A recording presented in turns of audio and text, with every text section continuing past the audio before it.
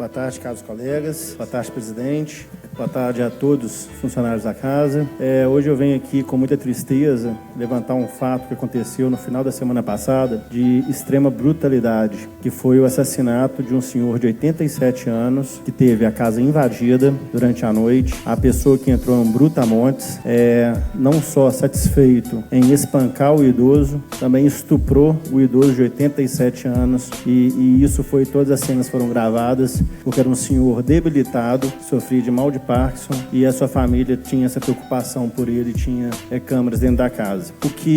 O que deixa mais estarrecido é ver como que nossa sociedade ainda está à mercê de casos como esses. E no caso, o bandido, o criminoso, não tem nem o inescrupuloso, um animal, não tem nem palavras para poder descrever tamanha brutalidade, já era reincidente, fez um crime parecido com outro idoso de 97 anos, estava foragido e dessa vez ele foi pego e está preso na penitenciária lá de Montes Claros. Então, o que eu venho defender aqui hoje é a pena de morte. É entender que quando a gente poupa o lobo, a gente sacrifica os cordeiros.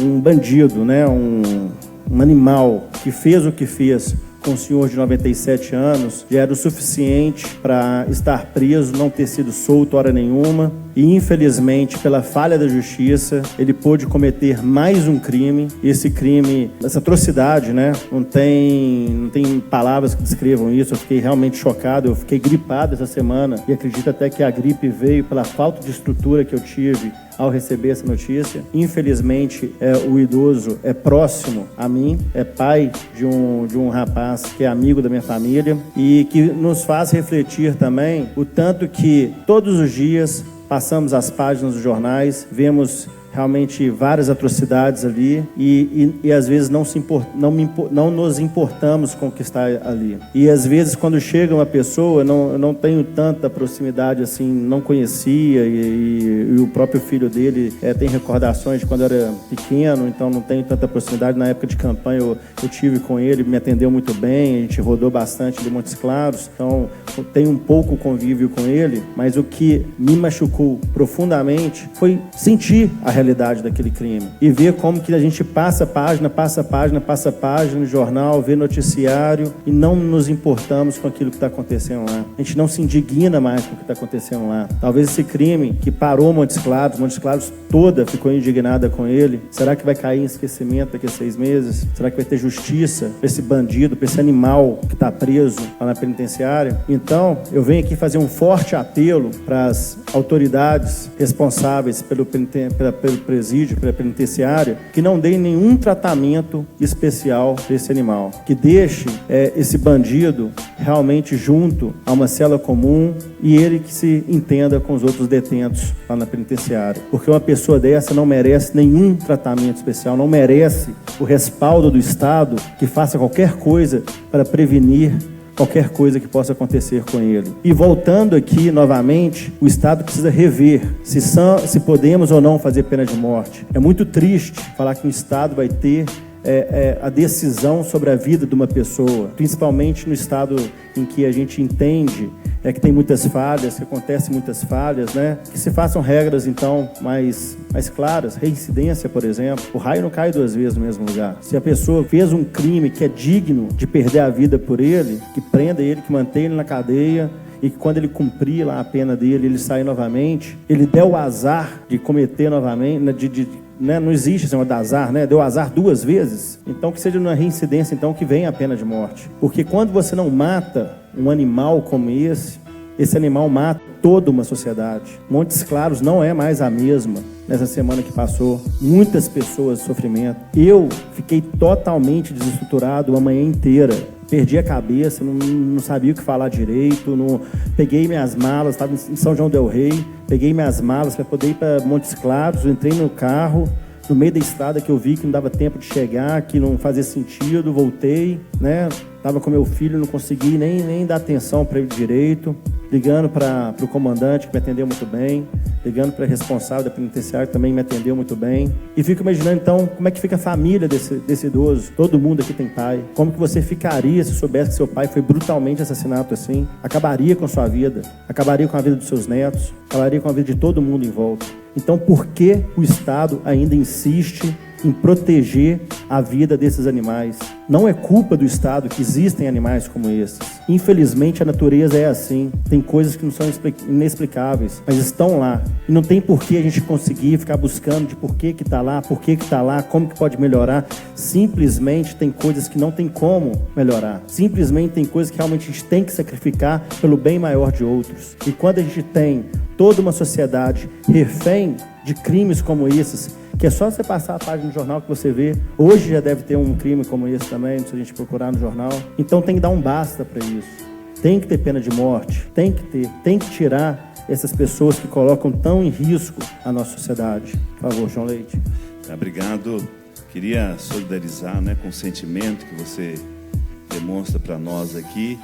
E nós sempre imaginamos como você já disse, a família nesse momento. Os anos acompanhando essas situações no Estado e mesmo em nível federal, porque nós já participamos de comissões de nível nacional tratando de temas como esse, de brutalidade. Eu, de alguma forma, formei um entendimento sobre isso e queria, de alguma forma, compartilhar com você e com todos, depois de muitos anos lidando com essa questão. Primeiro, eu acho que você está totalmente correto em relação a uma questão. A família precisa do apoio. O Estado, a Constituição, a nossa Constituição prevê que nesses crimes a família tem direito a ter uma indenização, que muitas vezes não acontece porque os familiares nem buscam. A dor é tão grande. Uma coisa como essa, atinge muito forte a família e, como você disse, o Estado tem uma responsabilidade. Não é o primeiro crime desta pessoa. Então o Estado tem a obrigação de dar uma assistência psicológica para a família. E nós podemos melhorar a legislação em relação a essa questão. Me coloco junto com você para melhorarmos e darmos condição, nesses momentos, do Estado dar atenção à família. Como você disse, nesse momento, para juntar os cacos da família, algo assim, quase que impossível se não tiver uma ajuda técnica, uma ajuda especializada, uma ajuda médica, para ajudar essa família.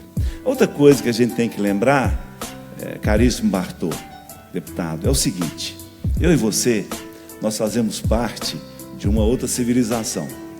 Essa civilização anterior a olho por olho, dente por dente, a civilização da Mesopotâmia, a civilização que, como não tinha aborto naquele tempo ainda, eles, quando o bebê nascia, oferecia a um Deus, não é? Nosso deputado Carlos Henrique dá uma aula para a gente disso, Naquele tempo era assim, tinha relação com o animal, E aí veio uma civilização judaico-israelita que ensinou que a única coisa que podia era olho por olho, dente por dente. Matou, morreu. Mas depois veio uma outra interpretação da lei. E essa interpretação é de Jesus e a nossa civilização está fundada nessa interpretação. Qual que é a interpretação? É de amor. E essa pessoa como essa, eu encontrei em vários lugares.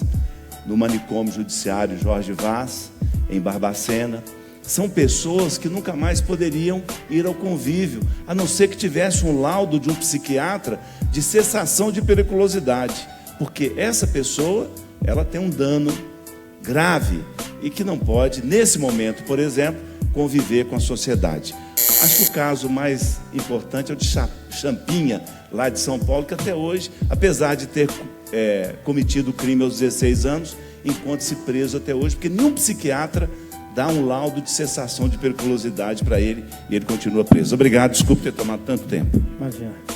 Bartô, vou ser breve, só para relatar uma situação, Primeiro que eu acho que chamar esse verme de animal, a gente está ofendendo os animais, porque os animais são muito mais tem muito mais valor que uma escória dessa, que a gente pode referir a essa pessoa uma escória, a um verme. Ele não é um animal. O animal não faz isso. O animal, quando ele mata até por fome, ele não mata por covardia, né? São alguns animais, né? Então, queria só te dar apoio a essa sua fala de hoje aqui, que eu acho que alguns crimes deveriam sim ter pena de morte, não para todos, mas para alguns crimes sim.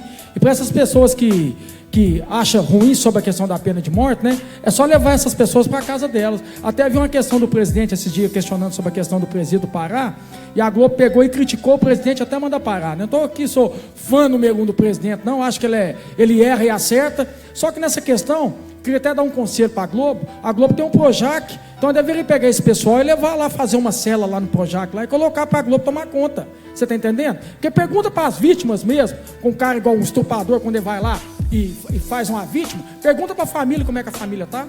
Sabe? Então essas pessoas que a gente tem que preocupar, né? São os humanos direitos, a gente tem que dar direitos humanos para os humanos direitos. Então, para alguns certos crimes sim, eu acho que tem que ter pena de morte sim, ou pelo menos o mínimo, nunca mais sair da cadeia e botar para trabalhar. Sabe que a gente também não tem que pagar, porque pensa pra você ver, a família, Bartô, ter que agora trabalhar, pagar imposto para sustentar o cara que matou a filha, que estuprou a filha. Então essa pessoa que tiver lá, se não tiver pena de morte para ela, no mínimo ela não sai nunca mais da cadeia, que ela trabalhe para se manter. Eu acho que esse país tem que ser justo, e aí está faltando esse país. Então parabéns pela fala e conte sempre comigo.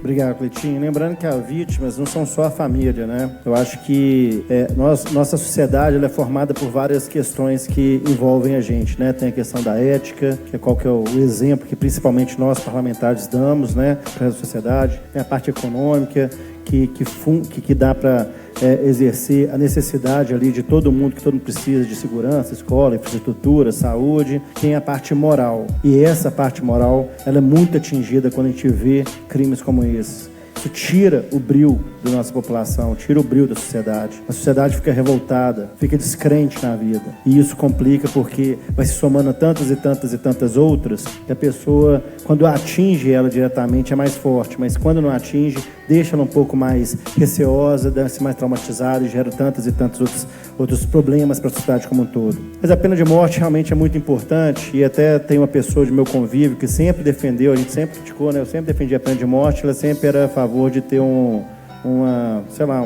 ser tão fervorosa assim, né?